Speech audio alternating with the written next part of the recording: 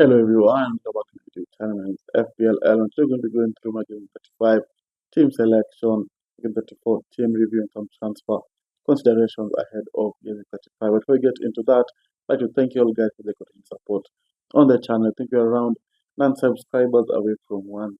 So if you're new around here, as a regular viewer and not yet subscribed, make sure you hit that sub button, make sure you leave a like.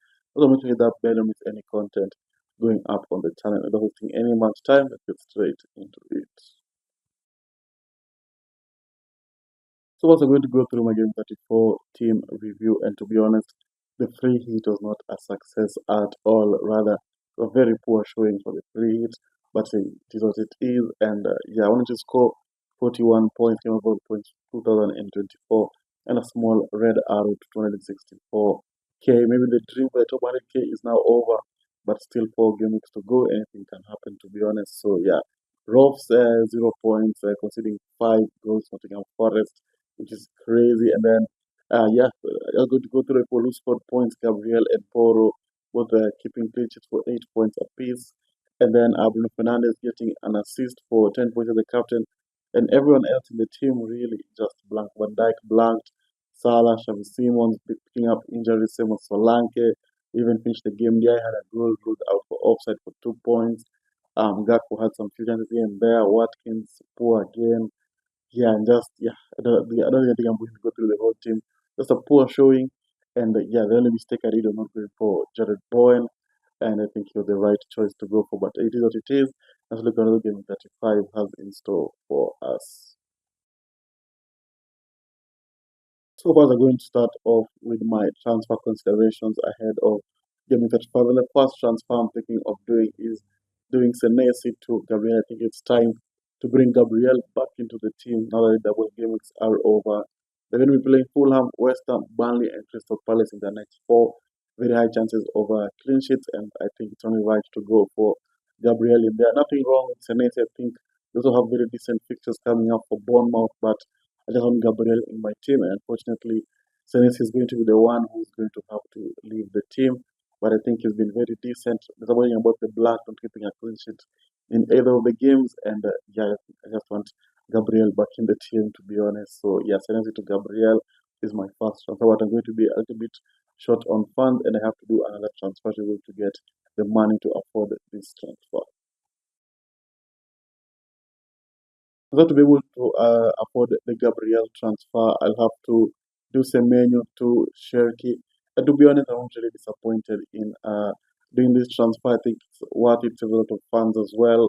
The pricing difference in when it comes to the price is very huge. I can go to use the money elsewhere down the line and rather for the remaining four fixtures. And I want to get in some Crystal Palace players, and I think this money will enable me to do just that. So yeah, Semenyo has been poor for the past couple of game weeks, and Chelsea on the other hand, back-to-back double-digit hauls in FPL.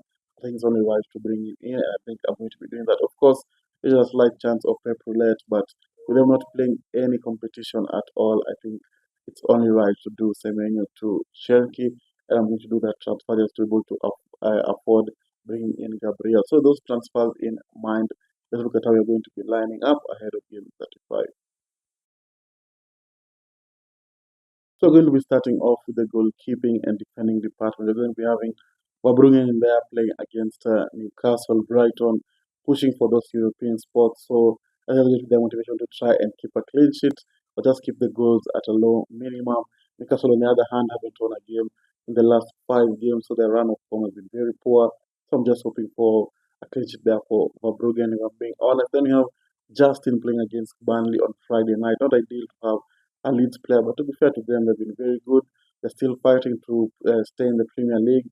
I think if they win against Burnley, they're going to be all right because the other teams are not particularly playing really, really well. But I do hope that Justin will be able to perform. Maybe even a chicken attacking in return will go a very, very long way. Then you have Gabriel playing against Fulham. Just played 90 minutes against Atletico Madrid in a very, very tough game. But I do think against Fulham, they can be able to keep a clean sheet in there. Uh, Arsenal are not scoring a lot of goals and not conceding a lot of goals as well. So it's been a while since we got an cheeky attacking return from Gabriel. Maybe this game against Fulham will be that.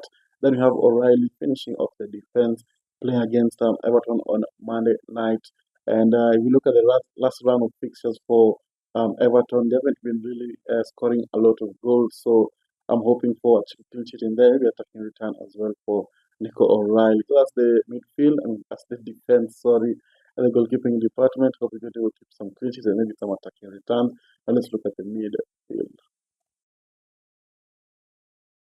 So the midfield is going to be looking like having Pascal Gross in there playing against Newcastle, as I mentioned with Papuga. Newcastle haven't won a game in their last five, and I do hope that Brighton and Co, especially Pascal Gross, can be able to have an outstanding game as they still try and push for European football against a rather weak Newcastle team. And then we have Cole Palmer playing against Nottingham Forest. The Forest have just played 90 minutes in the Europa League against Aston Villa, and they did look tired towards the end of the game. So there's going to be a high risk of rotation for Nottingham Forest. That will play wonderful into Chelsea's hands.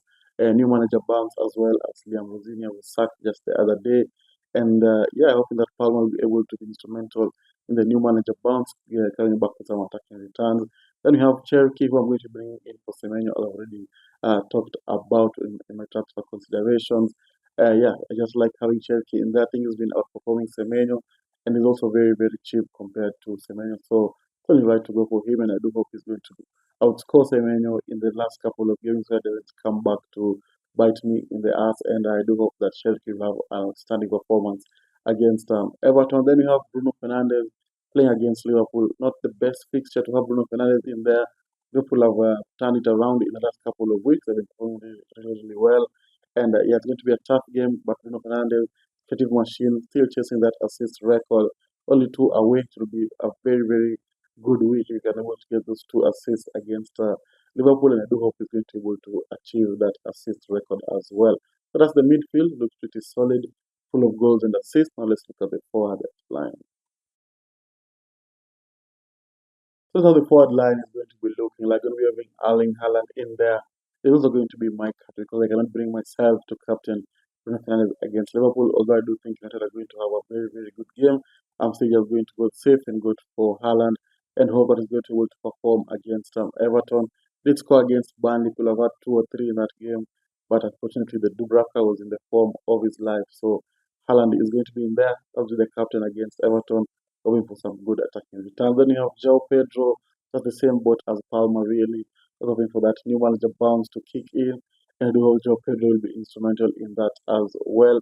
He had a very good game in the FA Cup semi-final, but not attacking returns again, but he still had a very, very good game.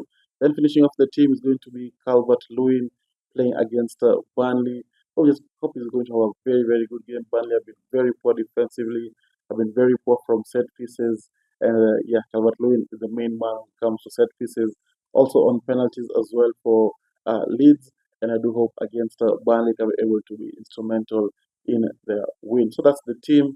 And then to the bench, we have Darlow playing against Burnley. Just bring myself to have two Leeds players in there and ready to mix it up with Verbruggen and Justin rather than have Darlow and Justin or have Darlow and Van Hecke. I just trust Verbruggen a little bit more. Then you have Hill and Tavani on the bench as well, play against Crystal Palace. Maybe start one of them and then Van Hecke as well. They are having a bit of a benching dilemma when it comes to Tavani or Pascal Gross. Let me know in the comments, who do you think I should start between Tavani and Pascal Gross? Currently just leaning toward the Pascal Gross because they're playing a very, very weak Newcastle team at the moment. So that's the team for Game 35. Looks pretty solid. Hopefully can be able to perform as we look to aim for the top 100k this season after taking a hit in Game 34. And yeah, if you managed to reach this far, don't forget to leave a like and subscribe. And I'll see you all guys later. Bye bye.